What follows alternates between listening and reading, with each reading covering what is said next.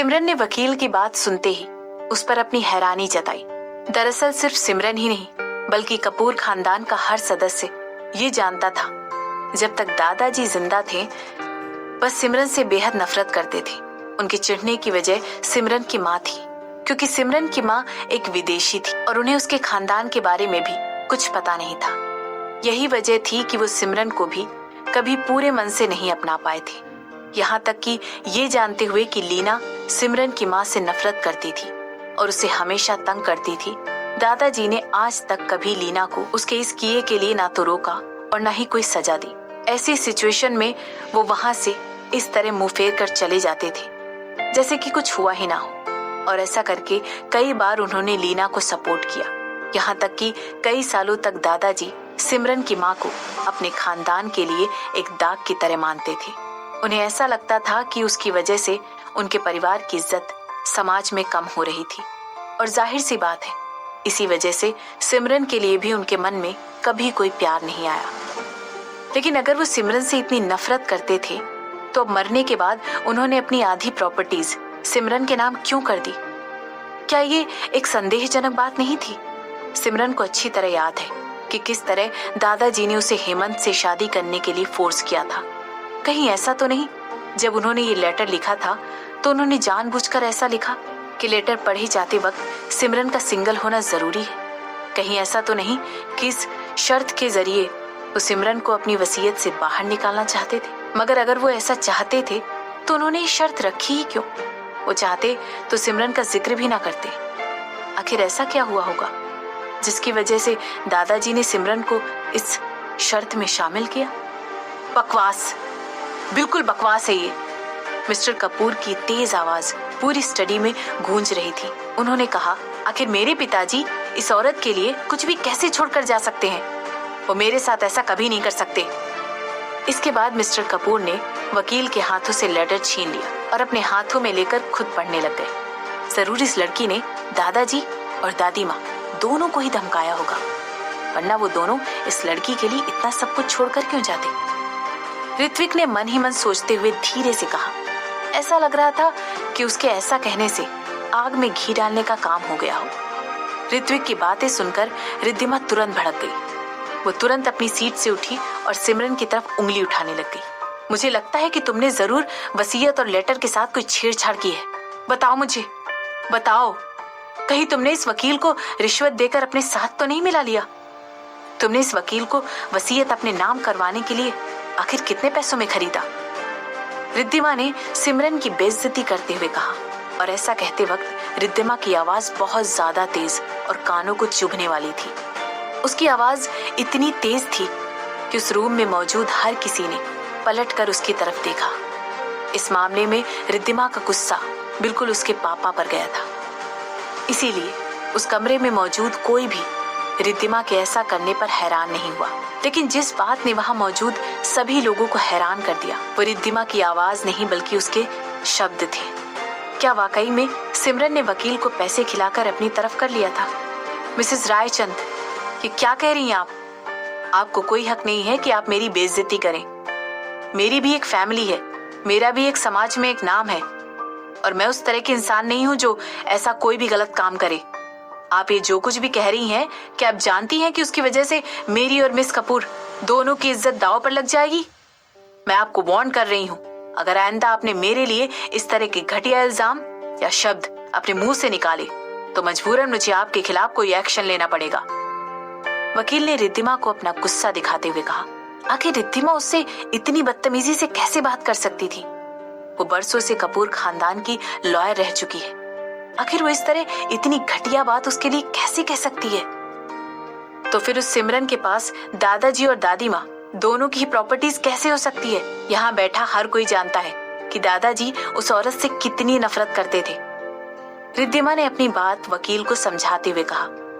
ऐसा कहते वक्त वो अपनी आंखें छोटी करके सिमरन को घूर कर देख रही थी। इसके बाद उसने सिमरन से कहा, तुम मुझे हमेशा ही नाराज करती हो। तुम इस खानदान की इज्जत पर एक बहुत बड़ा दाग हो। रिद्धिमा की बातों का सिमरन पर कोई असर नहीं हुआ, बल्कि उसकी बात सुनकर सिमरन ने एक बड़ी सी जम्हाई ली और कहा, बस करो तुम, यही सब पुरानी बातें। मैं ये सब कुछ पहले भी कितनी बार तुमसे सुन चुकी हूँ। क्या तुम्हारे पास कोई और नए शब्द नहीं है मेरे खिलाफ बोलने के लिए? इसके बाद सिमरन ने भी रिद्धिमा की बातों के जवाब में उसे घूर कर देखा और आगे कहने लगी, जरा इसके बारे में ध्यान से सोचो। दादाजी की शर्तों के मुताबिक मुझे ये सब पाने के लिए सिंगल होना जरूरी है। मुझे अच्छी तरह याद है कि किस तरह उन्होंने मुझे मरने से पहले हेमंत से शादी करने के लिए फोर्स किया था, लेकिन क्योंकि हेमंत और मेरी शादी होने के पहले ही दादाजी चल बसे, तो उन्हें लगा होगा कि उनके मरने के बाद मेरी और हेमंत की शादी हो चुकी होगी और जब तक ये लेटर पढ़ा जाएगा तब तक मैं और हेमंत एक साथ होंगे।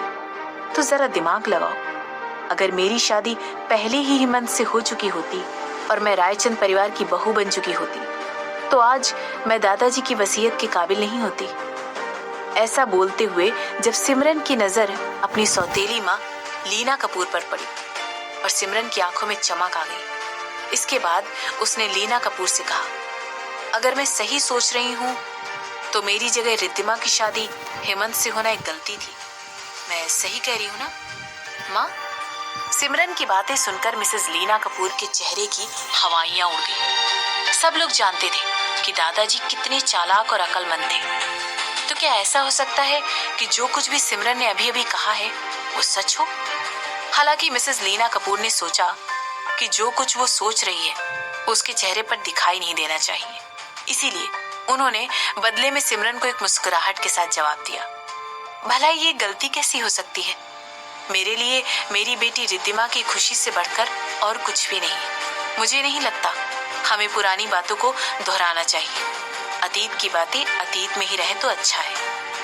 आप सही कह रही हैं। चलिए ठीक है, पुरानी बातों को अतीत में ही छोड़ते हैं, सिमरन ने हाँ में सिर हिलाते हुए कहा। इसके बाद वो अपनी सीट से उठी और वकील की ओर देखने लगी और उसने कहा, वसीयत के लिए जो भी फॉर्मेलिटीज करनी बाकी है वो मेरा वकील आपसे बात करके पूरी कर देगा। तुम कहाँ जा रही हो? रिद्धिमा ने पूछा। उस समय सिमरन ने अपनी जगह से एक कदम पीछे हटाया ही था। अतीत की बातें अतीत में छोड़कर जा रही। सिमरन ने रिद्धिमा की तरफ देखकर मुस्कुराते हुए कहा। सिमरन के ऐसा करते ही रिद्धिमा और आग बबूला हो गई। तुम्हारी हिम्मत कैसी हुई ये सब कुछ इस तरह छोड़कर जाने की? तुम तुरंत वापस बैठो, हम लोगों को तुमसे दादी माँ की प्रॉपर्टीज के बारे में कुछ बात करनी है, रिद्धिमा ने सिमरन को धमकाते हुए कहा। ठीक है, सिमरन ने जवाब में अपनी मुस्कुराहट को बरकरार रखते हुए कहा। उस दिन का उसका जो भी काम था वो खत्म हो चुका था। इसके अलावा वो भी मजे करने के लिए कुछ ढूंढ रही थी जिससे उसके बाकी के दिन का टाइम पास हो जाए। सिमरन ने जैसे ही रिद्धिमा की बात मान ली, रिद्धिमा के अहम को चोट पहुंच गई। रिद्धिमा अंदर ही अंदर जल भुनकर राख हो रही थी। उसे समझ नहीं आ रहा था कि हमेशा डरी सहमी सी रहने वाली सिमरन के अंदर इतना बल कहां से आ गया था कि वो रिद्धिमा की हर बात का जवाब इतनी बेबाकी से दे रही थी। मुझे वो हवेली जो दादी माँ ने तुम्हारे नाम की है वो अपने नाम पर चाहिए, रिद्धिमा ने अपने पिता की ओर देखते हुए कहा। रिद्धिमा की ये बातें सुनकर मिस्टर कपूर जवाब में कुछ कहना चाहते थे, लेकिन तभी रिद्धिमा ने अपने पिता की ओर देखते हुए कहा। रिद्धिमा की ये बातें सुनकर मिस्टर कपूर जवाब में कुछ कहना चाहते थे, लेकिन तभी मिसेस कपूर ने उन्हें रोक दिया। गुड, तो कितने में चाहिए तुम्हें वो हवेली? सिमरन ने तुरंत रिद्धिमा की बात का जवाब देते हुए पूछा। जिस हवेली के बारे में रिद्धिमा बात कर रही थी ये वही हवेली थी जहां वो और हेमंत अपनी शादी से पहले छुप छुप कर मिला करते थे। ये हवेली कोई बहुत बड़ी हवेली नहीं थी, लेकिन हाँ, इसे कन्वर्ट किया गया था और इसमें एक शानदार बड़ा सा पूल था और जहां पर ये पूल था वहां से पूरा शहर नजर आता था। इस हवेली के चारों ओर 10 तरह के गुलाब के फूल लगे हुए थे। उन फूलों को दादी माँ ने खुद अपने हाथों से लगाया था। मैंने तुमसे वो हवेली मुझे बेचने के लिए नहीं कहा है, रिद्धिमा ने ताव में आकर सिमरन से कहा। मैं चाहती हूँ कि तुम अपनी मर्जी से वो हवेली मेरे नाम कर दो। ओह, तो ये बात है। मगर मैं तुमसे एक सवाल पूछ रही थी। सिमरन की आंखें चमक उठी, जैसे कि उसके दिमाग में कोई बेहतरीन आइडिया आ गया हो। उसने फिर से अपना सवाल दोहराते हुए कहा, तो तुम उस हवेली के लिए मुझे कितना ऑफर करना चाहती हो? 10, 20? सिमरन,